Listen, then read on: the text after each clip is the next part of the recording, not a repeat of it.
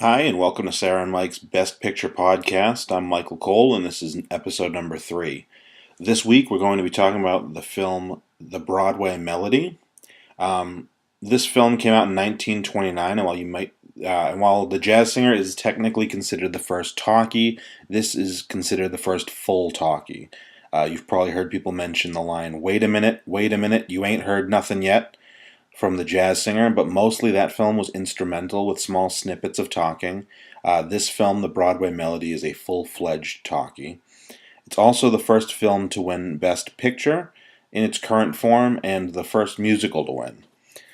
The film only won the Best Picture Oscar, but it was also nominated for Best Actress for Bessie Love, as well as Best Director for Harry Beaumont. With me is, as always, is my wife Sarah. Hi. We watched the film. So far, the last couple episodes, we've watched the film and then immediately turned around and recorded. This film we watched last Saturday, and today's Friday. We just we thought we'd be able to record it sooner. We weren't able to, so it's not as fresh in our minds, but I think we're pretty good on the film. Yeah. Basically, the film is tells the story of two sisters, Hank and Queenie, in the 1920s, who moved to New York from I don't remember where, but somewhere somewhere in the country to New York City, and they're I guess during that time period, sister acts were a big deal on Broadway, so they came to Broadway hoping to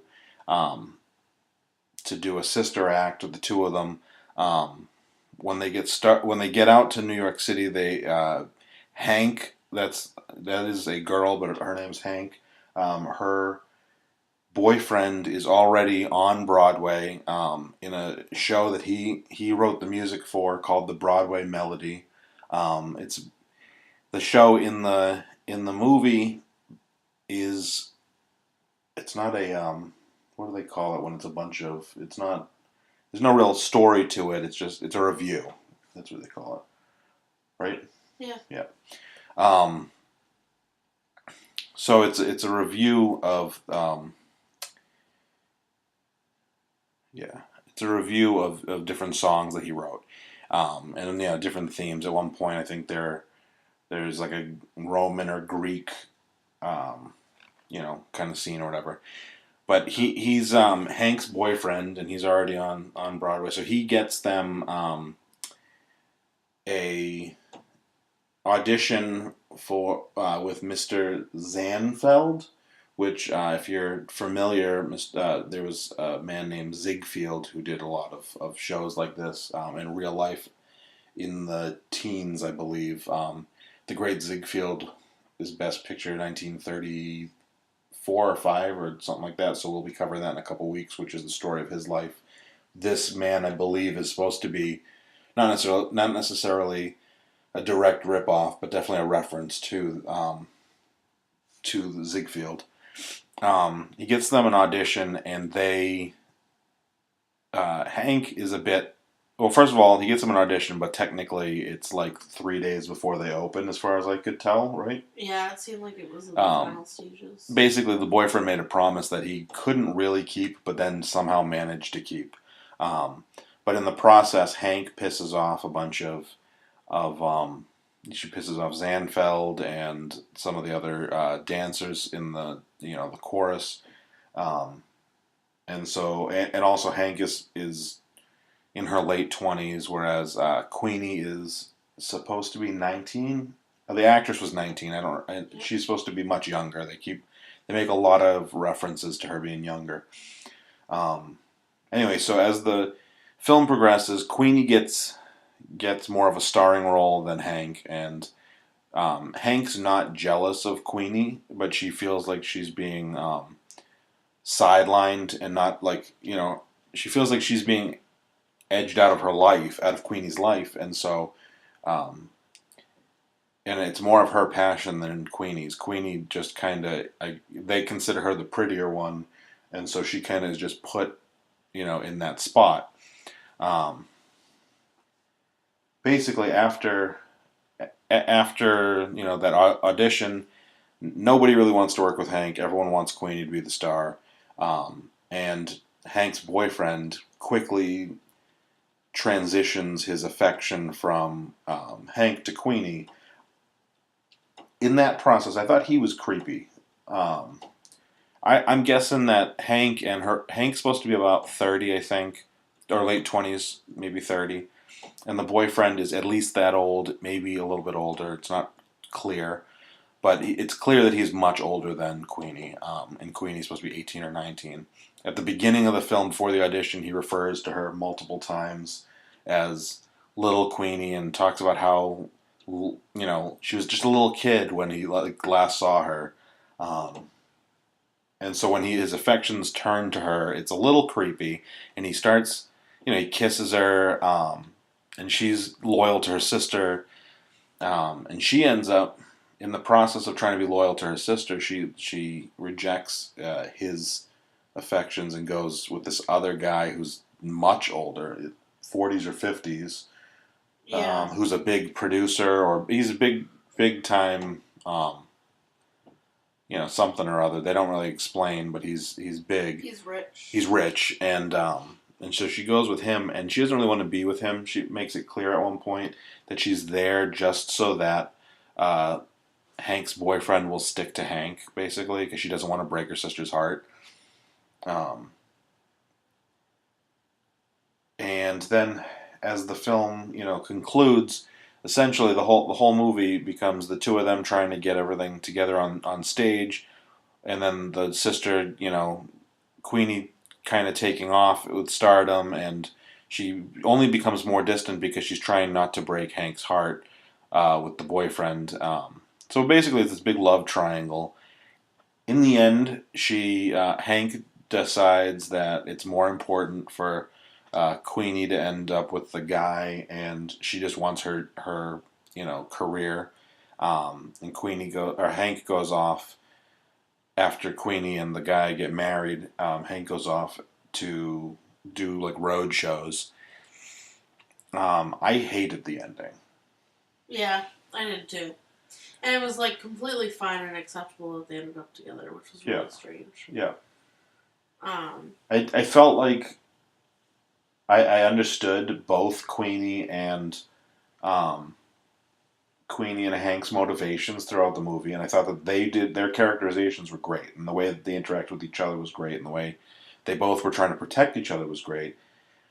But I didn't think there was enough showing that Queenie actually felt any kind of spark for.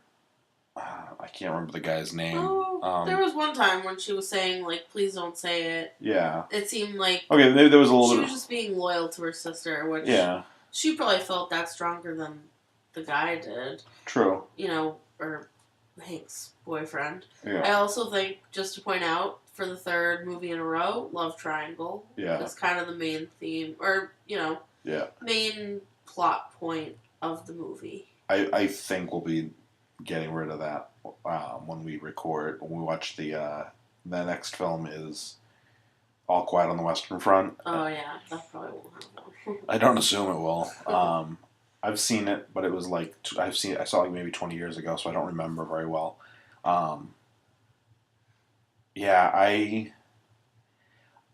really hated the ending of this movie. In fact, like the movie, like I don't know if it was purposely intentional or not, but it seemed like the lady that fought with Hank at the very beginning, it was like, who is this person? Like, why are you here? That's who she rides off with it. Yeah. I think it was a limo, or... I think that was to kind of... I think they were trying to set that up for the ending when they had so much like bickering back and forth that they were supposed to be like an odd couple at the end. And I did like that. That was fine. I didn't mind any of it. I just wish the guy hadn't like... I wish that Queenie had found some other kind of happiness than with the guy, because I felt like he was a scumbag the entire film. Like, he just was like underhanded. And the very first scene, you're like, oh, he's sweet and innocent, and then like immediately after that, you're like, oh, he's conniving and he's got this long-term girlfriend, and like as soon as he sees that her sister's legal, basically, he's like, oh, she's younger and hotter, Yeah. um, and he's moving on. And Yeah. I like literally felt like at the end of the movie, and I know obviously attitudes towards what's chivalrous and stuff have and what's good manners and everything else have changed in the it's 90-year-old film, but I he was such a dirtbag that I just was like, I wish that he had like just gotten like, I wish that he was the one going off and doing a road show, and because he couldn't work in New York or whatever, and like because he just was like not good enough to stay there or whatever. And I wish that I liked the fact that Hank found a duo with somebody who wanted to be in show business, but I would have liked to see them be more successful, because it kind of seems the way that I read it, and I could be wrong, is that like this was the you can't make it in New York, or you couldn't. You're not a hit in New York, so let's go work the road to try to like get audiences that don't know better. And that could be me being completely unaware of the Yeah. way theater works, but that's what I assume is like. I assume that you want to end up in New York, not start off in New York and head off if you're in theater. And so I kind of thought of it as, yeah, she gets to do what she wanted to do, but she's the one who kind of has to like leave less than successful. Whereas Queenie ends up not staying in the industry. She just decides that she's going to be a housewife, and I don't know if they imply that she's going to become a I mother. mean, I think I like that part of the story that's Yeah. kind of a little bit underplayed, is just that it seemed like Hank had more of like the gusto, and Yeah. she really was the one that was like, we'll be fine in New York, like, Yeah. we're gonna make it, we're gonna do this. Yeah. So she had a lot more of the spirit. Yeah. And I think that, I didn't mind. Queenie just kind of was getting by and Yeah. thought that she, Yeah, they did a great job with because making she it was so the like prettier one. this wasn't Queenie's passion. Right. She just stumbled into it because she was younger and prettier. But Although, I think to be honest, pretty. I thought Hank was prettier, but that's 1929 that their standards that they're going by. Which is really interesting, because I think back then, if a woman was like really petite, like she's, they make reference to the fact that she's like much smaller than the rest of the girls that are dancing, and like in the Queenie or chorus Hank? line, Hank is smaller. Hank is smaller, and that was like almost undesirable. But I think now by today's standards, that would almost be more desirable. Yeah, well, I think that they were still in that. We want to see a little bit of meat flapping, like Or in our like dancers. strength, or Yeah, I think it had to do with we want to see jiggly, and I don't think thin little women have the jiggly parts. I mean, it was pretty clear that there was a lot of sexualization. There was even, I don't know if you remember, but there was a line, something like, "Don't worry, they're not going to be looking at your face." Like, oh yeah, and which- they also which seemed about the outfits too. Yeah, there was a lot. I mean, there was a lot of like. Yeah, there was a lot of references to like how sexually exploitative, even just Broadway. They were like background dancers Yeah. too. Like it wasn't even people, main forefront characters. Yeah. But the way that they were treated, from what I know, the way that they were treated, I would liken them to a modern day version of like when you see on. Like in Las Vegas, like the girls with like pasties in a chorus line. That's what I kind of assumed they were like showgirls. They were the 1920s equivalent of that. I got the feeling they weren't there because they could dance well or because they could sing well. I think that maybe those ones stand out. Those women stand out, but I think it was more clearly just based on we want visual stimulus. And something that I thought was interesting, one of the trivia facts that I found about the film, I'll come back to it in a second. This was the first musical. This was, now we've watched 3 of these, and this was the first talkie. The last 2 were silents. This was the first musical, and I think personally, we were not expecting much from the other 2 films, and we were really pleasantly surprised from both. This one, I feel like we were both like, okay, now it's time for the talkies, and I think we were like, oh, whatever. It wasn't that great. It wasn't bad. I would definitely, I think it's Definitely worth watching. I just didn't think it was great. But one of the things that I found interesting was, this was in 1929. Um, while talkies had been around for basically 2 years at that point, not every theater had talkies, had the capability to play talkies. So they released and edited a silent version of this film, which seems completely insane to me. Yeah, that's interesting. I know that they probably maybe it could have been that maybe all the theaters didn't have the technology right away. Yeah, I mean we still do it today. Like small playhouses. When a lot of theaters didn't have digital projectors until like Lucasfilm made them all have it, or they didn't have 3D projectors until Avatar, or like all the everything slowly gets upgraded. But that's such a big gap. But I thought it was interesting that you have a musical that was a silent film to people. And and I'm sure there was like an organist or whatever at every one of those theaters playing along, but it's got to be such a weird experience to like watch that movie. And I wondered, did they have title cards? I just wonder about all those little things because one of the things that happened when they transitioned from silent to talkies is they changed in a lot of ways. They changed the production, the way they told the story. So as I mentioned last episode with Sunrise, the director hated title cards. So there's maybe 30 title cards in the whole movie, probably less than that, maybe 20, because he wanted no title cards, and that means that there's a lot less dialogue, and they have to tell the story visually. Then you get a movie like this, and this was brand new. That nowadays we have a lot more options as far as how we record sound with film, but back then it meant that they went to stationary cameras I mean, there was a significant amount of the camera is plunked right in a spot. That's and true. Recorded, which is it makes sense. It was a technological. They went right before the talkies. They were having a lot of camera movement, and they were doing a lot of innovative stuff. And then they got like a 2 steps forward, 1 step back because the sound meant that they had to microphone things. If you've seen Singing in the Rain, you'll recognize that they were hiding mics in plants, and they were trying to figure out all these ways to record clean sound. And ultimately, all the apparatuses that move the cameras and everything else ended up making sound, or ended up, all these things affected it. So they essentially just, for a couple years, you have stationary cameras on any shot that requires dialogue. And because they wanted the novelty of sound on film was still so new and still so exciting for everyone, they talked a lot. There was a lot of talking. So when you think about the fact that there were theaters in which people were going and seeing, I don't know if they were seeing title cards or if it was probably just a completely different film with the same faces. Yeah. And maybe some of the same basic, musical notes. It blows my mind to think that they would do that. Interestingly, another interesting fact, though, it was the top grossing film of 1929.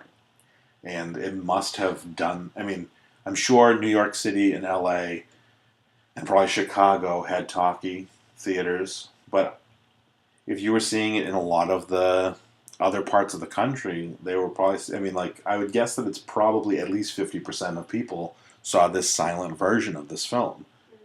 Yeah. It's a very weird little.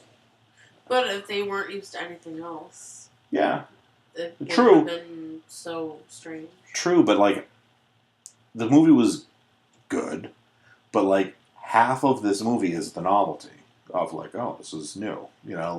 I think that's why you and I aren't that impressed with it, because we were able to go, oh, okay, with the cameras on the planes and stuff. We were able to go, oh, this is really impressive because we could kind of put ourselves there. Putting yourself into oh yeah, they can talk. There is no way for us to get the excitement level that they have. Yeah. And I think that it's really. I would just imagine I'm sure the Academy voters of all the people who made the decision to make this Best Picture saw the sound version, obviously. And it was obviously a hit because it was the best-selling film of the year.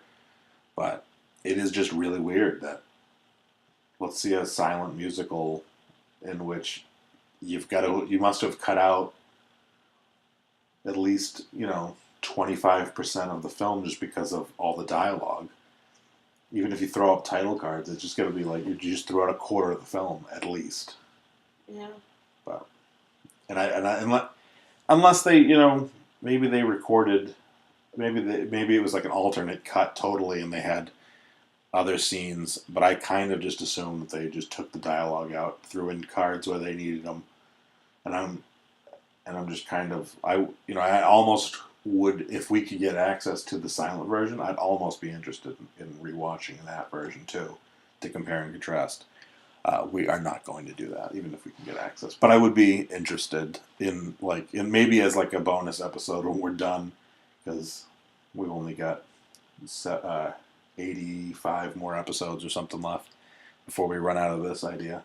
But yeah, it's just interesting that and especially because it's such a small window. Next week or the week, next episode or the episode after, we're going to start seeing, okay, now they're back in the camera movement. Now they're back, there was none of these, this issue existed for like one movie only. And, yeah. I'm interested to see when they start using color because, it's not like totally gradual, but, there were some movies that were partially color. Yeah. I'm trying to think. I think that Mutiny on the Bounty is probably black and white. The first color Best Picture could be Gone with. I know that Gone with the Wind is color, and it's Technicolor, and so it's very vibrant from what I remember. But I think we're like that. Gone with the Wind's 1939. This is 1929.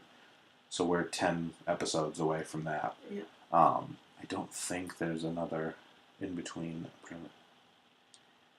You Can't Take It With You might have been... Actually, it might be colorized, because I know the cover of the DVD looks like it's been colored by hand. It's like very weird. I always think that's kind of cool. Yeah. So as Best Picture winner, this movie beat the film Alibi, and interestingly enough, a film called The Hollywood Review of 1929. Now, this picture, upon release, was just called The Broadway Melody, but they did make 3 sequels, and because of those, this became retroactively known as The Broadway Melody of 1929. They made a 1935, 1940, and there was another one in there, 1939, 1940. There was plans to make more, and ended up getting scrapped. And I knew that before going into this movie, and I kind of thought I didn't know if they were direct sequels, or I still don't know. I think they're just retellings of the same basic concept of here's an idea for us to get a bunch of music in review style with a story, and then we'll just kind of we'll kind of keep it under the same banner, almost like an anthology. I think, from what I understand, having read it, I think it's more like an anthology. They're not. There's no real connection other than the fact that they're musicals. That just kind of tell a story. That they've written a story basically to string along these different songs and visual acts. One thing that I want to correct from when we were talking about last week on Sunrise, we talked about the fact that the woman in that one, Best Actress, and we couldn't understand it. I went back when I was doing research for this episode and doing a little more research on editing that episode. I found that the first couple years of the Academy, actor and actress awards were given away not for one film. So she didn't win it for Sunrise. She went for Sunrise and 2 other films. And I'm sure that Bessie, what did I say her name was? Bessie Love, who was the main actress in this, who was nominated for Best Actress. She she was likely nominated for multiple awards as well. Also, the name of the director who won or who was nominated for this was Harry Beaumont. Um, Sorry, I'm looking up a couple of little facts right here. Uh, oh no, so Bessie Love was nominated just for this film, but the first year with the Sunrise Actress, it was solely based. Or it was based on multiple performances, which is kind of an interesting way of doing it because as we go through, the history of the Academy Awards, we'll find some times when um, people are nominated for multiple performances. Like infamously, most recently it was Jamie Foxx was nominated the same year for Collateral and then won either Collateral for supporting actor and then won Best Actor for Ray. So there's like a lot of years where there's like this weird, situation in which, he's nominated in both categories for different films. For one of the best pictures coming up in the early '40s, Going My Way, was nominated. One actor was nominated for supporting actor and leading actor for the same film, which is weird. So like, it's just kind of interesting that takes them a little while to get their footing as far as how they're going to do it, how they're going to present these awards, and even at this point, a year in, they didn't have it all together. I mean, they now at this point seem to have a clear, it's Best Picture one category, as opposed to the two the year before. It's the actor or actress is nominated for one film as opposed to multiple performances. But I thought that was interesting. Was there anything else about the movie that caught your attention?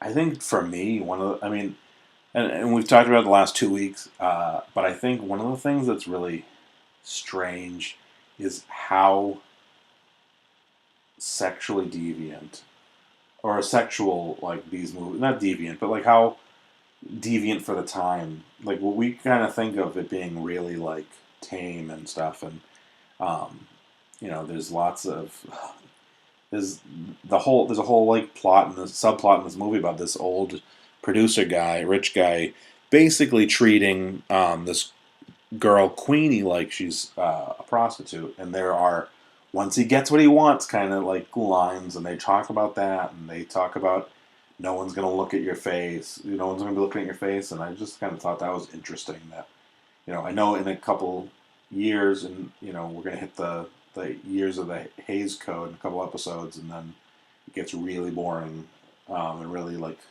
everybody has to be good, but it still surprises me, don't you think? Yeah, that was surprising. I think he almost seemed at one point like a little bit forceful with her, like when she was saying she didn't want to be with him. Oh yeah, or I forgot about that. He kind of was like, he almost rapes her. Yeah, like pushing her around and stuff, and he like gives her a bracelet, very obviously a really expensive one, and kind of like right when they meet, he throws her this like really lavish, extravagant birthday party, kind of to like impress her and win her over. Yeah. And I think that is, part of what you were saying, how she's treated just as, almost like an object that he's trying to, That's true.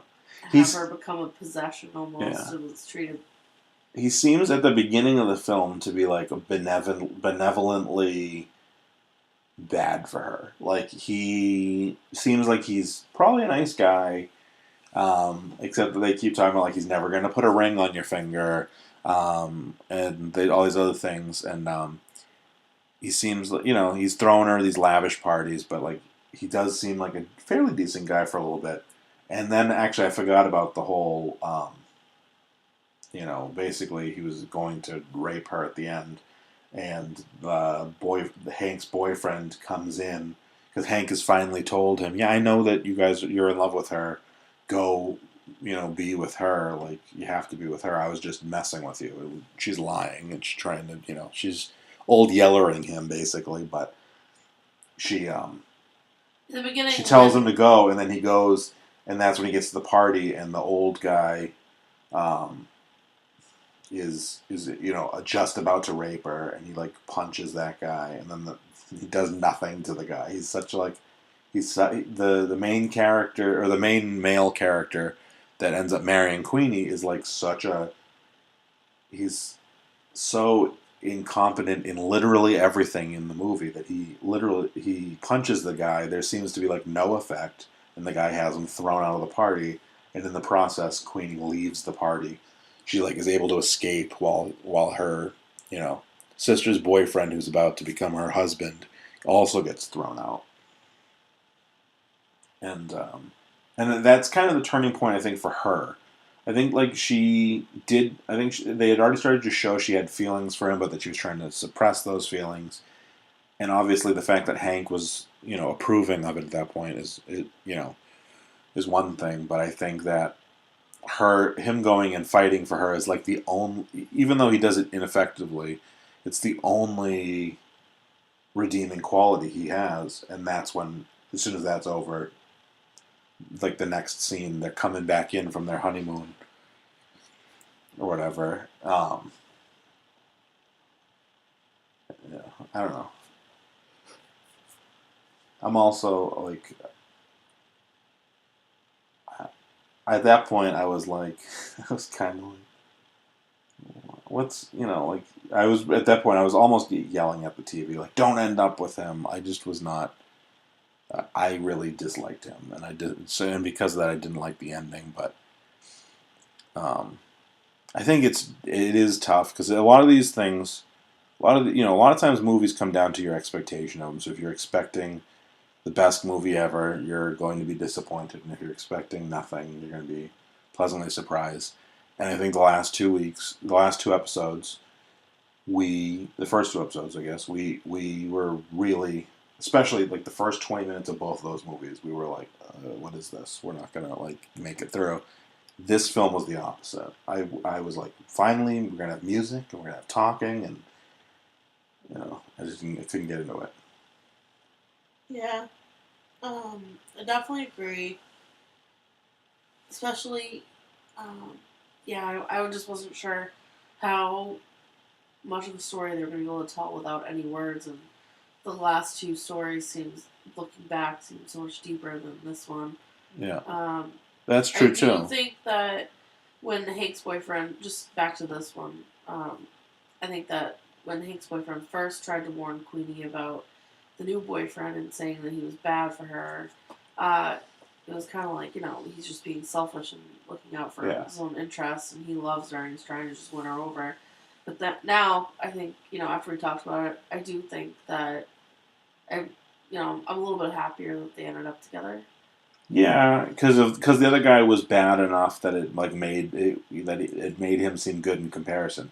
But I do think though that I do think she loved him. I think that they just were painting her as a character just to be kind of very lighthearted and kind of airy and just the pretty girl with the pretty face and not really super smart or deep. True.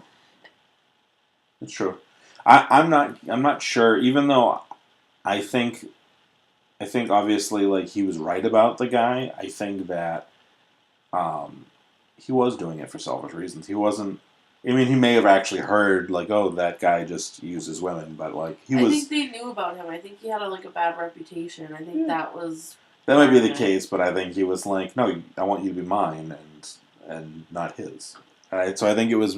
I don't think it was as well intentioned as that.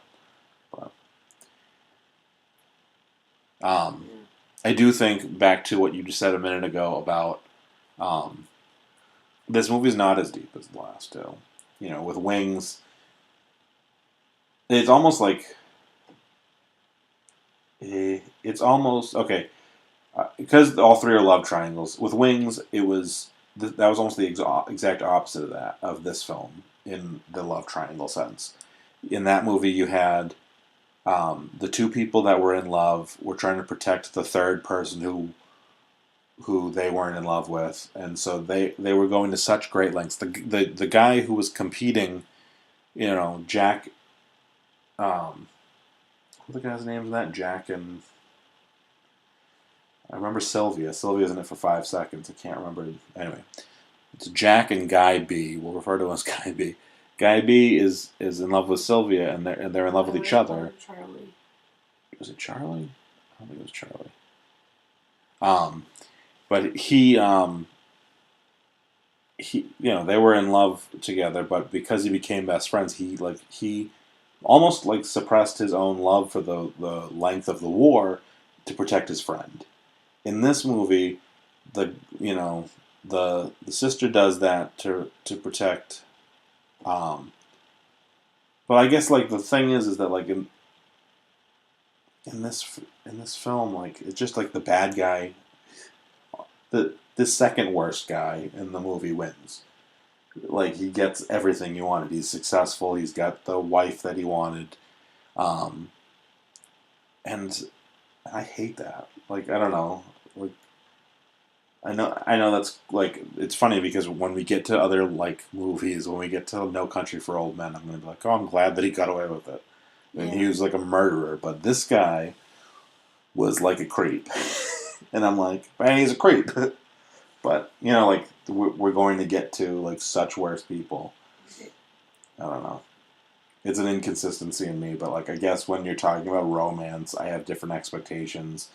I have different morality expectations with like a romantic thing than I do with fictional murders or whatever, or drug deals or gangster things. That's why I can root for Michael Corleone and think this guy who switched sisters, halfway through a relationship is a scumbag. Yeah. I do think that it happens. I mean, yeah.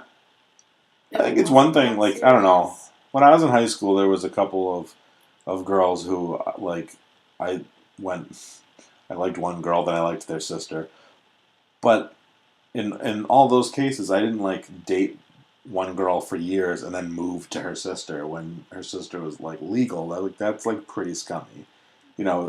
It's one thing if it's like unrequited, as opposed to like I've got a good thing, but there's someone younger and someone that I think is prettier, and I don't know. I will not lie. Part of it is also me during this movie being like, she's not even the pretty sister. The other sister's prettier, which is again shallow and really weird. It's a really weird justification, but it's. I think it's it's my cross to bear. Anyway, so this was the Broadway Melody, 1929's Best Picture. I said Oscar in the intro, but technically it's the Academy Awards. They weren't considered the Oscars. They weren't started referring to the Oscars until later. So when I said that, I was wrong. Next week, we're going to be watching, or next episode, we're going to be watching the All Quiet on the Western Front, which is, I believe, only the second but last World War I movie to win Best Picture. And hopefully we can get out of this love triangle thing and get something a little different. I think that from what I remember, it's going to be a good one.